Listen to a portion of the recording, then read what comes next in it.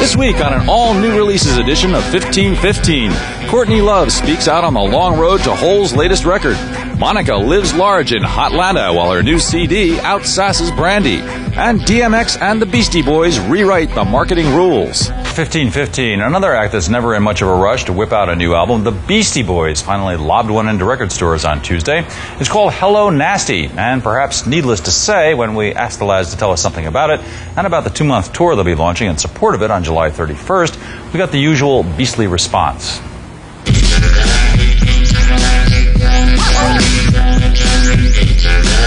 The Beastie Boys have clearly mastered their music, but they have yet to master the art of the straight answer and talking about it. Like, where did all the samples come from? There's at one point when we were in the submarine crossing the Atlantic, we had a recording studio in the submarine. There was a flock of whales that actually came by, and they were huge whales, actually some of the biggest whales in the world. And Adam went out in his scuba gear with the boom mic and actually caught some of the whales mating.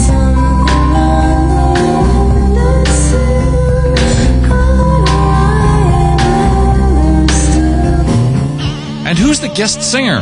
That's Madonna. I don't know if you guys are familiar. Are you familiar with the singer Tiffany?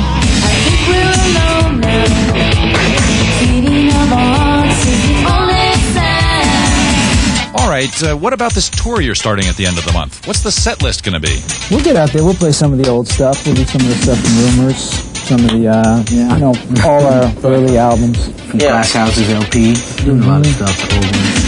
Yep. When the levee breaks. We Didn't Start the Fire. So everything pretty much in the repertoire. Deadpan lives. The Beastie Boys are making the traditional new release promo rounds right now. But like some other acts with product to flog these days, they're also trying some unusual alternative ploys for stirring up publicity. Take a look.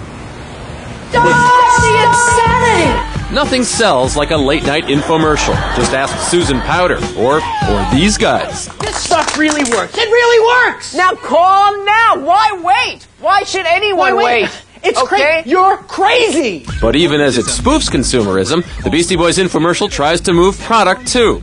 It's just the latest example of the music industry's search for new ways to get a diffuse and hard-to-reach public to buy records.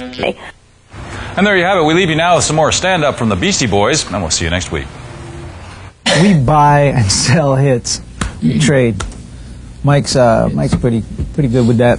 We've side business. Dealing a lot with Garth, buying and selling from Garth, flipping it to Mariah a bit, and keeping Puffy in the loop when he needs a little something. Sometimes we buy a little something from, say, Quincy Jones, sell it to Puffy. Whatever it takes, because sometimes you never know. You just got to anticipate the market, see what's going to happen. So it's like, boom, right now, made a couple moves. Madonna's got some stuff coming out. She had some things that didn't make the album. Boom, I can flip those over.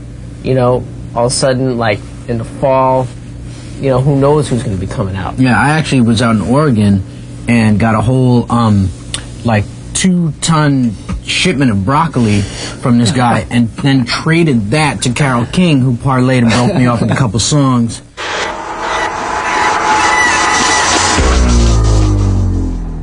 This week, the Beastie Boys were busy restoring order to the music world, selling 682,000 copies of their record Hello Nasty in its first week out. And on the Billboard 200 chart, the Beastie Boys debut at #1 with their release Hello Nasty.